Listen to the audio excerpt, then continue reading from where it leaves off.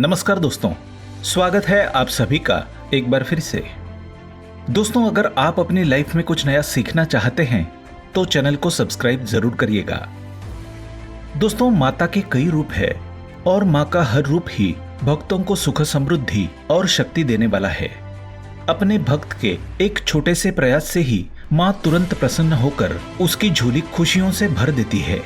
वहीं उसकी छोटी सी भूल भी कई बार उन्हें नाराज कर जाती है।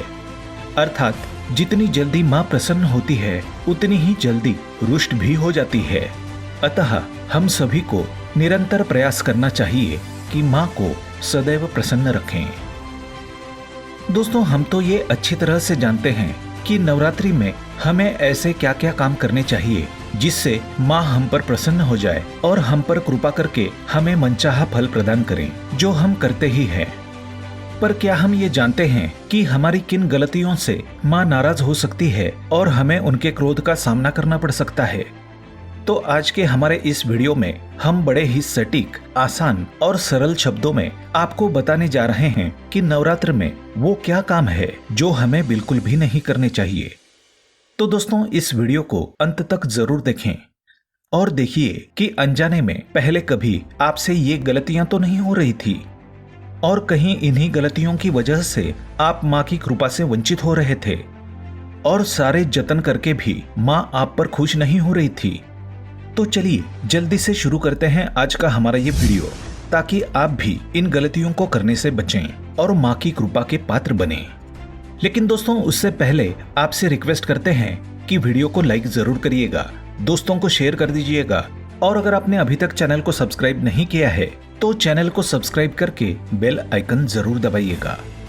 दोस्तों, सबसे पहली और महत्वपूर्ण बात तो ये है कि माँ आपको व्रत या पूजा पाठ करने पर मजबूर नहीं करती, परंतु यदि आप कर ही रहे हो तो अपनी संपूर्ण श्रद्धा, भक्ति और विश्वास से करें। माँ की आराधना करते समय मन में किसी भी प्रकार की शंका या दुर्भावना बिल्कुल भी ना करें, क्योंकि जिस मन में शंका या दुर्भावना होती है वो मन शांत नहीं हो सकता और अशांत मन से पूजा पाठ करने में कोई भी तुक नहीं है। मन में माँ के प्रति हमेशा सम्मान की भावना रखें। दूसरी बात, नवरात्रि में किसी भी प्रकार के अपशब्दों का प्रयोग अथवा गाली गलौज, झूठ, चुगली, बुराई इत्यादि बुरी बातों को मुंह से निकालने से बचना चाहिए, क्योंकि जिस मुख से हम माता का पवित्र नाम स्मरण, मंत्र जाप और आरती इत्यादि करते हैं, उस मुख से निकलने वाले शब्द भी पवित्र होने चाहिए। तीसरी बात, नवरात्रि में हर तरह के मांस और तामसी आहार तथा शराब और तंबाकू आदि का सेवन कतई नहीं करना चाहिए, क्योंकि इससे मनुष्य का अपने मन और मस्तिष्क पर नियंत्रण नहीं होता है। तामसी आहार शरीर में उष्णता का निर्माण करता है, जिसका प्रभाव सीधा हमारे हृदय पर पड़ता है, और शराब, तंबाकू इत्यादि के क्या दुष्प्रभाव हमारे शरीर पर होते हैं, इनसे हम भलीभांति परिचित है। इसलिए जहाँ तक संभव हो सात्विक भोजन का ही सेवन करें, खासकर खट्टी चीजें खाने से परहेज करें। चौथी बात, किसी भी जरूरतमंद को और कन्या को अपने घर से खाली हाथ न जाने दें। किसी की मदद करने से माँ यूं भी बहुत प्रसन्न होती हैं और जरूरतमंद की मदद करने पर तो माँ की कृपा आप पर अवश्य ही होगी। और कन्या तो माँ का ही रूप होती है। इन दिनों में माँ कन्या के रूप में विचरण करती है। अतः यदि कोई कन्या हमारे घर से खाली हाथ चली गई तो समझो माँ को ही हमने खाली हाथ भेज दिया। तो जिस माँ ने हमें इतना सामर्थ्य दिया है कि हम किसी के लिए कुछ कर सकें तो जरूर करें, अन्यथा माँ को ये बात अच्छी नहीं लग सकती। पांचवी बात, इन दिनों में बाल ना कटवाएं, दाढ़ी ना बनाएं और नाखून नहीं काटें, क्योंकि बाल और नाखून को बढ़ने में हमारे शरीर की ऊर्जा का प्रयोग होता है और इस समय उपवास आदि करने वाले लोगों को शक्ति की बहुत आवश्यकता होती है। छठी बात, चमड़े की वस्तुओं जैसे बेल्ट, पर्स इत्यादि के उपयोग से बचें, क्योंकि इसे पशुओं को मारकर बनाया जाता है, जो माँ को कभी भी अच्छा नहीं लगेगा। सातवीं बात, कलश या अखंड दीपक को यदि घर में रखा है तो उसे छोड़कर घर को बंद करके जाना नहीं चाहिए।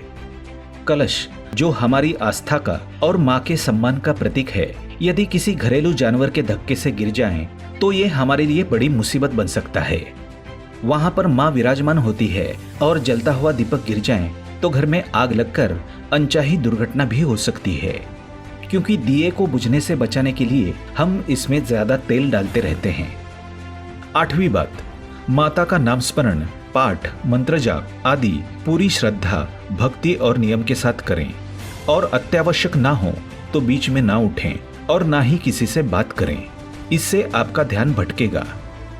9वीं बात, दिन में ना सोएं, क्योंकि श्री विष्णु पुराण के अनुसार नवरात्रि के समय दिन में सोना वर्जित है। इसके पीछे की रोचक कथा हम किसी और वीडियो में सुनेंगे। 10वीं बात, मासिक धर्म के समय मंदिर इत्यादि में जाने से बचें, क्योंकि कई और भी बातें हैं जो नवरात्रि के समय ध्यान में रखनी चाहिए, परंतु यदि उपरोक्त सभी बातों का भी ध्यान रखा जाए तो माँ हम पर अवश्य ही प्रसन्न होंगी, क्योंकि नवरात्रि शक्ति और भक्ति का पर्व है। हम आपसे एक निवेदन करना चाहेंगे। दोस्तों, संपूर्ण स्त्री जाति में ही माता का अंश है, इसलिए कृपया आप सभी माताओं और बहनों का सम्मान और आदर करें। आशा करता हूँ कि आप सभी इन बातों को ध्यान में रखते हुए नवरात्रि का त्योहार मनाएंगे और ढेरों खुशियां पाएंगे। आज के लिए बस इतना ही। दोस्तों, अगर आपको ये वीडियो पसंद आया है तो वीडियो को लाइक करिएगा, दोस्तों को शेयर जरूर करिएगा और चैनल को सब्सक्राइब करके बेल आइकन जरूर दबाइएगा, ताकि आने वाला नॉलेजेबल वीडियो आपको सबसे पहले मिले। दोस्तों, मिलते हैं अगले वीडियो में, तब तक के लिए goodbye and thanks for watching my video.